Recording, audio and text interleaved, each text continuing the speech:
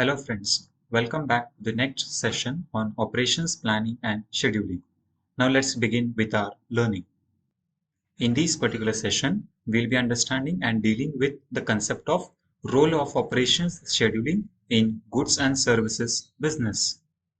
The learning objectives. From this particular session, you will be able to understand or learn what do we define or what do we mean by operations planning, what is meant by operations planning or scheduling in terms of goods and services and in terms of businesses. Now let's begin with our learning. Operations planning and scheduling. What do we mean by operations scheduling? Now, operations scheduling is a particular activity or a series of activities in a planned way. So, keeping production on schedule and efficient is one of the most typical issues in industrial operations. So, when we are conducting the operational activities, we have to understand and we have to keep into mind that all the activities are being conducted in a scheduled way or in a systematic way. So, preparation or planning of those activities in a systematic way is called the operations planning. And planning those particular activities in a sequence or a series of activities in a specified time frame is called operations scheduling.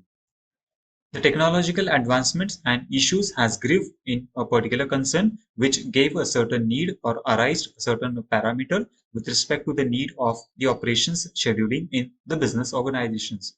So in terms of various operational activities, the prominent industries which are into existence, they have identified that the activities or the series of transactions that one has to undertake needs to be planned in a sequence way. That particular sequence should be organized, should be predefined, and accordingly, the time frame should be set for each and every individual activity.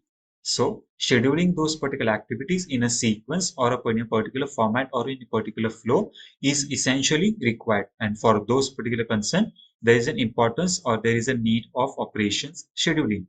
Operation scheduling was developed as a solution for those businesses. So the businesses who are undergoing this particular issue with respect to the upkeeping of a production, not maintaining the balances in the series of activities, not having a certain consideration with respect to the coordination between the strategic goals and the operational activities. So for those particular concern, the operational scheduling was being implemented. Operations scheduling specifically focuses on the concept of how do you schedule, how do you set a time frame, how do you set a deadline for an activity which is needed to be undertaken in the business organizations. This also elaborates and undertakes the allocation of jobs or activities to appropriate machinery and to the labor resources. So, operational scheduling keeps or takes into account what activities or what series of transactions, what series of activities a machinery or a particular labor has to undertake. This particular undertaking of activities should be in a sequenced format and always be in a sequence or a series of a certain time frame. So a time frame needs to be set and then accordingly the series of activities is needed to be undertaken. Now let's look at the procedure or activities that needs to be performed in the operations scheduling. Based on the consideration of the operational activity, the major factors of production are needed to be employed. The factors of production are land, labor, capital, enterprise, and resources. So, the four factors of production, if they are available in abundant stage, if the input that has been given for the operational activity, if it is quite sufficient and effective, then we can say that the operational scheduling activity can be more effective and can be more productive. So here in this case, the factors of production with respect to the either the natural resources, the raw material, the capital that you are using or you are employing, and lastly, the human resources that you will be using. That is either the skilled labor or the unskilled labor. When all the factors of production are being combined together, those producted or those output will be giving a certain amount of conversion. And when all the factors of production are being employed together, they form a series of activities. And when this particular series of activities are being undertaken, they gives a certain amount of output. And this particular output is the finished product that you get. The output that you are getting or that you are receiving, which is of a finished, which is of a qualitative and quantitative nature, always it is been delivered to the customer either in form of goods or either in form of services. Now, the activity starting right from the employment or deployment of factors of production to the delivery of the goods or services to the consumer, all those activities needs to be performed or needs to be undergone in a sequence way, that is in a series of activities. So a certain time frame is needed to be set, and when all the activities are being completed in a specified time frame, then such series of activities are being conducted to a performance or to a level or in a scheduled organization, and those particular schedule is called the operations schedule. Now let's look at the objectives of the operations scheduling. The first objective of the operational scheduling is to maximize the resource utilization. Now, why resource utilization is needed to be maximized? Because the availability of resources is quite scarce and it is limited. The natural resources, the artificial resources, the human resources, the financial resources is available in limited stage, and accordingly we need to say that those particular resources are utilized in effective way, and optimum utilization of the scarce resources is being undertaken. And hence, for those particular concern, the operational scheduling plays an important role in balancing the series of activities, that what priority is to be given for which product or which activity or which series of activity. Manufacturing the time reduction. Every stage, what happened? There is a specified timeline, there is a specified deadline for conducting the operational activity. Those particular operational activities that have been undertaken is having a certain time frame. And when we say that there is a time frame for those particular concern, then it is always essentially seen, or it is also needed to be observed, that the time that is being consumed by each and every single level of production needs to be reduced by either a fraction of second, or by either a second, or by either by a minute. And hence, reduction in the time frame, reduction in the operational activity is essentially required, which keeps into account the scheduling of those particular activities for every second, for every minute. Inventory minimization. The minimization of inventory, that is the stock of trade, stock of goods, availability of opening or the closing stock, always needs to be minimized.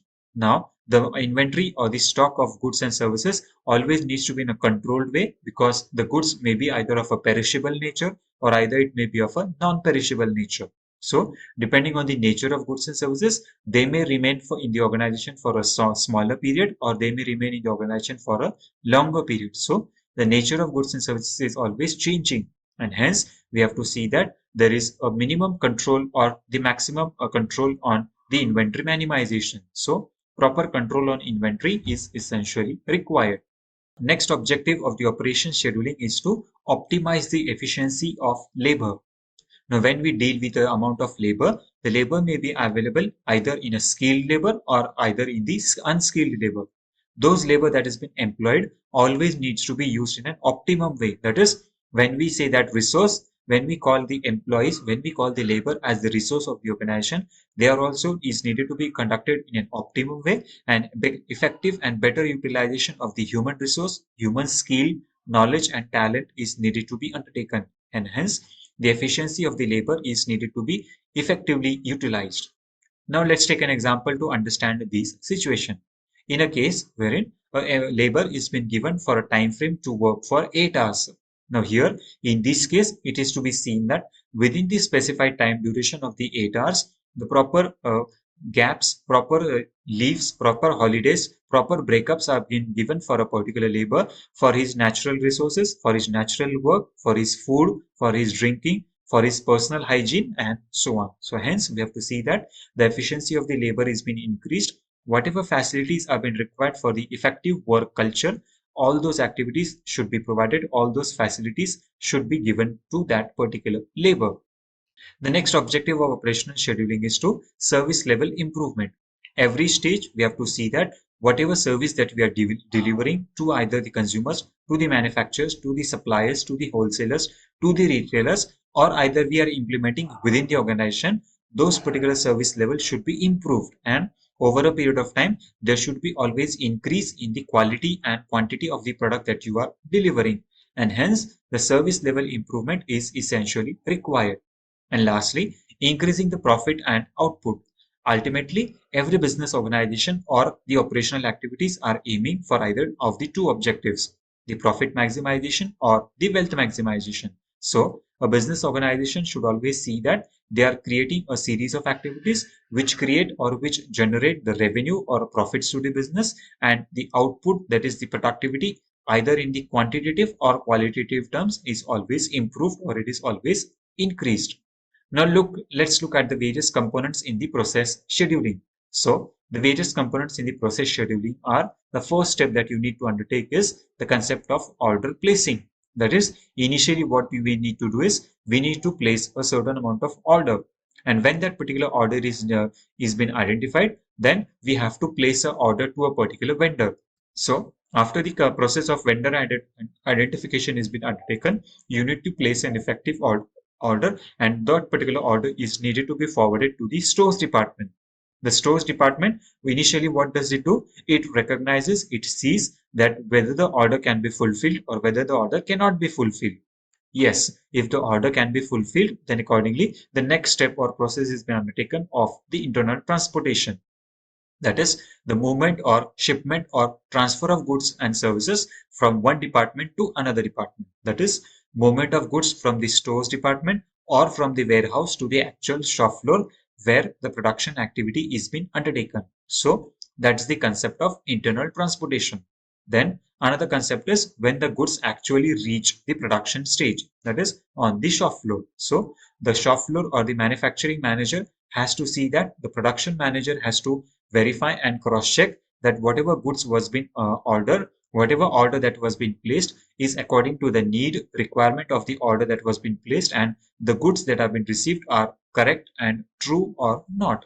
So based on the verification, the actual quality inspection is being undertaken. So that forms the part of quality inspection. That with what potency, with what quality, brand, and the components of the raw material that you have demanded, whether those goods and services are being demanded or whether those goods and services are being delivered as per the need and requirement or not. And accordingly, the inspection of the quality and quantity of goods and services is needed to be undertaken.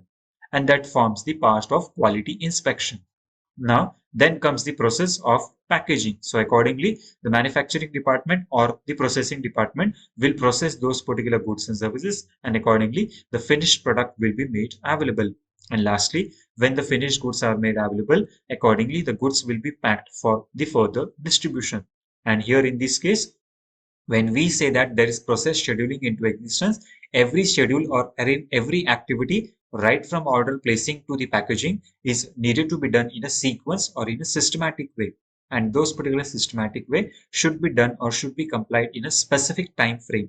So when we define or when we say or specify a certain time frame, that particular task or a particular activity should be completed within the time that has been allocated.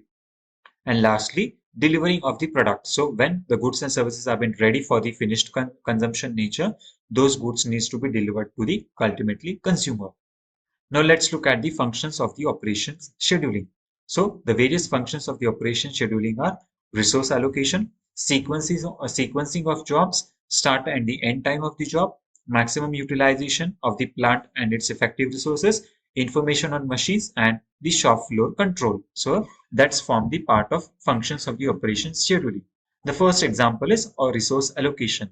The operations manager or the scheduling activity has to see that all the resources that have been allocated, they have been allocated in an effective way in within the which quantity and quality that has been required. So it is the duty of the operational manager or the scheduling manager to see that the resources are allocated in an effective way. Sequencing. The proper sequencing of order or the order of activities is needed to be undertaken right from the first step. That is, as we have seen, the first step is order placing to the conclusion of the delivery of the product. All those activities or all the sequence of activities is needed to be conducted in an e-sequence way, and all the activities are being completed within the specified time frame. Start and the end time of the job. So whatever time the frame that has been set or it has been decided that, for example, if a particular job is needed to be completed within 8 minutes, then it is the duty of the operations manager, it is the duty of the scheduling assistant to see that those particular activity or the series of activities are being completed within 8 minutes only and not beyond 8 minutes or not below the 8 minutes. So specified time frame activities is needed to be completed right from starting of the job to the end of the job. Maximum utilization of plant. So whatever factors of production that have been employed, that is with respect to the land, labor, capital, enterprise, and resources which are available with the plant or a certain layout, all those resources are being utilized in effective way, and optimum utilization of all those resources is being undertaken. Information on machines. So what is the upkeep maintenance of the machines? how the machines have been performing, whether there is an increase in the productivity or decrease in the productivity, whether there is an appreciation or depreciation in the value of machinery and goods and services. All those activities are needed to be taken into account, and then such scheduling of activities is needed to be undertaken, and hence information of machines is essentially required. And lastly, the shop floor control. So all the activities that are needed to be controlled or that are needed to be undertaken on the shop floor, all those activities are needed to be controlled in an effective way, and it should be seen that those particular scheduling activities are also being monitored strictly by the respective departments. Now let's look at the concept of emphasis of a plan. So the whatever operation scheduling activity that you are preparing, what does it emphasizes or focuses on? Consequently, the operation schedule activity, it focuses on time delivery of the products or goods and services. Always, we have to, or one has to see that whatever series of activities that you have prepared or whatever you have planned are always completed in the specified time frame, and the goods and services are being delivered to the consumer or to the respective department, and accordingly, the time frame activities are being completed within the specified time limit. Now, these particular activities or the series of activities are taken into account to meet the competitive advantage into the market. That is the benefit that you are going to get, the revenue that is been going to generated or created, that particular revenue will add a value to a certain product. And hence, we have to see that the accelerated planning and scheduling system, that is APS, a proper scheduling system is into existence, and all the activities that have been related to a business organization are being conducted in a proper sequence according to the plan that you have prepared. So efficient production is needed to require in order to see that the organization long-term and short-term objectives, the vision, mission, quality policy, and strategic objectives are being met and they have been complied in the specified time frame. Now, with respect to the manufacturing businesses across the world, it is necessary to see that each and every business or the production activity that is being undertaken, it is providing the long-term benefit to the organization, and hence a better understanding of all the operational activities in order to increase the productivity, in order to increase the quality of the product, in order to increase the efficiency of the operational or the production activity is always needed to be undertaken, and hence all those activities are needed to be undertaken in a very effective way. Now let's understand what do we mean by advanced planning and scheduling. So advanced planning and scheduling means creating an optimal schedule that strike a balance between the production efficiency and on-time delivery. So a series of activities, a planned action with respect to a balance between the production efficiency. That is, how do you conduct a production activity and how do you achieve the production activity to see that the goods are being delivered on time to the consumer or they are reaching to the market in a specified time frame. So such a series or planning of activities is called the advanced planning and scheduling. Now, what is it aiming at? The advanced planning and scheduling activities are always aiming at to increase the income by increasing the bottleneck resources. So there are certain bottleneck resources with if they are employed in an effective way, it helps to create the additional revenue to the business organization. And hence, when additional revenue is being created, it increases the profitability of the business, it increases the revenue to the organization, and hence both the organization as well as the production activity gets benefited simultaneously, reducing the inventories by synchronizing the supply and demand.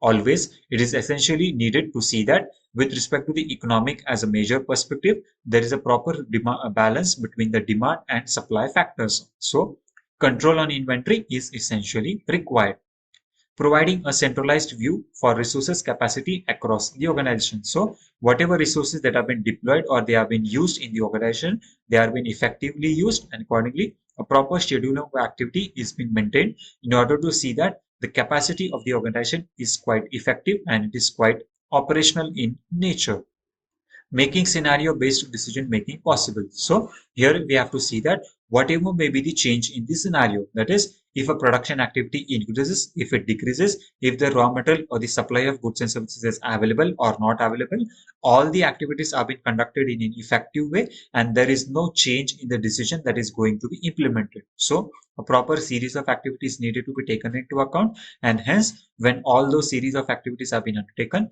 then we can say that advanced planning and scheduling system is into existence and it has been conducted effectively. So to summarize, operations management is indeed the business function in charge of overseeing the manufacturing and distribution of goods and services. So what we are looking for, we are aiming to see and we are aiming to look into account that whatever activities that we are undertaking or whatever activities that have been conducted on the shop floor of a business organization, they are always planned in a sequence way, and always it is duty of the management, it is duty of the skilled person, the scheduling assistant, to see that all those activities are being conducted in a specified time frame. And in order to see that all those activities have been conducted in a time frame, the functions or the principles of management with respect to the planning, organizing, directing, staffing, coordinating, controlling, and decision making are being employed, are being used effectively, and they are generating or creating revenue to the business, to the organization, and optimum utilization of goods and services is being undertaken. Now let's quickly summarize what we have learned in this particular session. In this particular session, we have understood what do we mean by operations scheduling and what do we mean by operations planning.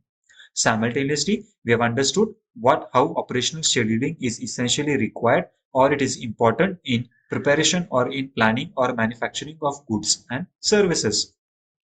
We have also seen how do we implement an operational plan in terms of schedules. So what schedules are needed to be prepared? What do we mean by advanced planning and scheduling? And lastly, what is the emphasis of operational scheduling in terms of goods and services? I hope you must have enjoyed the learning. Thank you.